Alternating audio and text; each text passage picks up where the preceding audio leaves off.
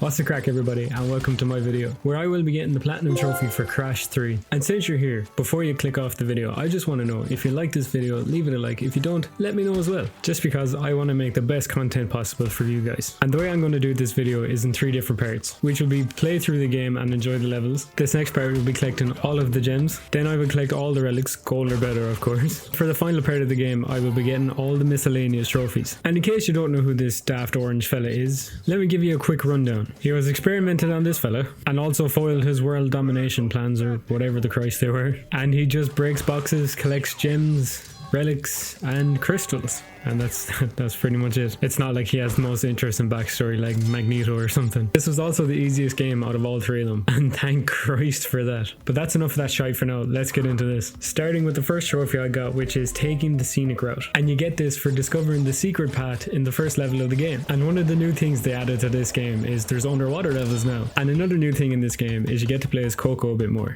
And instead of Crash's fat ass sitting on animals, it's Coco's ass sitting on animals. And them animals may be little, but they control like a giant tank. And speaking of new levels with Coco, she also gets a brand new jet ski in this one. And these are the most annoying levels in the game. Why does it sound like this fella's just been drinking paint the whole time? Have I bounced on his head that many times? What type of kinky shit is going on here? So we once again have to fight Tiny the Tiger. But instead of him just all out attacking us, he decides to get his pets to do it. I don't know where he got these pets, and he has too many of them. After he's done releasing one of his waves of lines onto us, he comes down to try and stick a pitchfork through us. But because that never works, we get a chance to jump on his head, and we eventually end up knocking him out and beating him, which gives me the next trophy, which is called Tiny Trounced. You also get a new power-up ability while defeating bosses. This one gives you the power to body slam. Crash throughout this game just kind of becomes a Terminator, to be honest. Fighting these lines as well was just a weird thing. It's like 1 minute they couldn't catch you and the next they're just devouring you in one go. And this really happy fella here is Uka Uka, the masked twin evil brother. Him and Cortex are working together. I wonder if this fella is overcompensating for something. And so this is what Gandalf does in his spare time. And this is the gameplay you'll be missing out on if you don't subscribe. Another new thing for this game is Crash knows how to ride a motorcycle, but yet he still can't speak and he still doesn't know how to swim. Fella can do a wheelie but can't do a breaststroke. This little fella here had to be the most ferocious fighter I think Crash has ever come up against. He wasn't afraid to sling his shite everywhere. And this fugly looking fella here is our next boss, Dingodile. He's a mix between a dingo and a crocodile, if that wasn't clear. And he's also Australian, if that interests you at all. I don't know who taught this fella how to use a flamethrower, but the boss fight for this fella I wouldn't say was hard, but it wasn't that easy either. And I died more times than I care to admit on this one. But after too many attempts to name, I did beat the fugly looking fella, and that allowed me to get the trophy Penta's Revenge. Who in the Christ is Penta? And don't let anyone tell you there's something wrong with a victory bounce. Doesn't matter if it's on your enemy or not. But speaking of bounce, we get our next upgrade for Crash, and that happens to be a double jump for him, which I reckon is about damn time. Coco gets to sit on cute little animals and ride them on the China wall. Crash, on the other hand, gets to run with a dinosaur that could probably eat him, and in a prehistoric era. What do you think drove these 2 boys to this point where they're just throwing out fire bombs like no tomorrow? But that doesn't matter much, because I got my next trophy here, which was called Not a Scratch, which you get for discovering the death route. How passive aggressive of your game to tell me give it time, but joke's on you, because Crash has a lot more than a scratch on him by now. So which game do you think is the best out of the Crash n.sane trilogy? And tell me why. So now we're on to another villain of this game, and this fella here is the reason that we've been able to travel through different periods of time throughout the game, and his name is Entropy. I can think of another couple of names to call him though. They were kind of hyping this fella up when the game started, thinking he's going to be one of the big baddies of the game. He was actually the easiest boss to fight in this game, I think. And after I showed him a good time by beating him, I managed to get the trophy, a nefarious trophy. And after beating him then, he dropped another upgrade for Crash. And this upgrade turns him into the Tasmanian tiger by letting him spin like a mad tornado, not becoming a loud spitty mess. I love how these 2 fools release Entropy, and then I defeat him because he's a bad guy and he's doing bad things. And then they blame me that the fate of the world could be crumbled to bits because I've defeated him. Since I mentioned all the other things you can do in this game, I might as well mention this as well. Crash can not only drive a motorcycle, but he can also fly a plane somehow, and shoot a gun that's mounted to the plane as well as fly it at the exact same time. He is the most talented mute I've ever seen in my life. The seagulls in this game aren't just annoying, they're also very unpredictable, and I don't know why. Because one minute they could be attacking you and the next they could be flying off to get a McDonald's chip. Either way, they started seriously pissing me off from these levels. Once again, Crash can learn how to fly a plane and fly it, learn how to ride a motorcycle and ride it, but he can't take swimming lessons and he can't learn how to swim. I wouldn't mind, I looked it up as well, and in real life, bandicoots can swim. This mad joke is back again. And this is the fella they call in after I beat the time fella. Sweet Jesus. Cortex must be falling on hard times if this is his last resort. He claims that he made upgrades to his whatever the Christ it is, but it was actually easier to beat him now than it was in the second one. So I don't think he did upgrade the thing. The fella is definitely waffling. What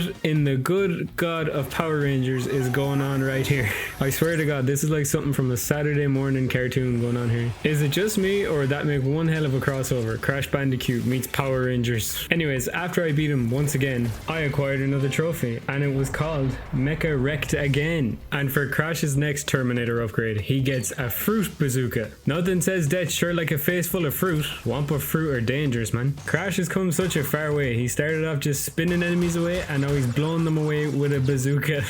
Jesus Christ. Surely there's less dangerous ways to catch Crash in these lads. After finishing this level, I managed to acquire the next trophy, Leave No Gem Unturned, which you get for getting 21 gems. I don't know which is more terrifying, a mummy coming at you or a bandicoot wearing a mask charging full force at you. That is also glowing. Can you tell how much fun I was having at this part of the level? Is it saying that they save the best for last? But this isn't the case, because I've already beat him twice. And after beating Cortex with a smooth brain, I acquired the trophy Cortex Incarcerated, and this is the final upgrade for Crash, turning him into the Terminator finally. And that upgrade is to run fast, just like in the second one. And now that I'm finished with the story, I'm going to start with the relics. And once I was done going through 5 levels to get the 5 golden relics, I bagged the next trophy, which was buckle up boys, buckle up. So since when could Crash fly? Because this is new to me. And then after collecting another 5 relics for you keeping track at home, that's 10, I got another trophy. And I don't know why the trophy is named this, but its name is There a Problem, Granny? I then went and got the rest of the gold relics that I could, but there was secret levels, so I had to go unlock them and then get the rest of the gold relics from there. And they come with trophies, and that first trophy is UFO Xing. Did Crash just wander onto the set of the next Fast and Furious film here? Still as believable as any of the other films anyways. And the next trophy I ended up getting was a cut above the rest, which you get for discovering a gem path after finding a colored gem. Colored gems you get are throughout some of the levels. They're the same as the other 2 games. Is it me, or does that fish look very similar to Crash? I have no clue why this is a trophy, and it took me ages to figure it out. I had to look it up. Unless you know these games inside and out, I don't think there's any other way to figure out other than looking it up. And this was my last golden relic to get, granting me the trophy Booyah Grandma,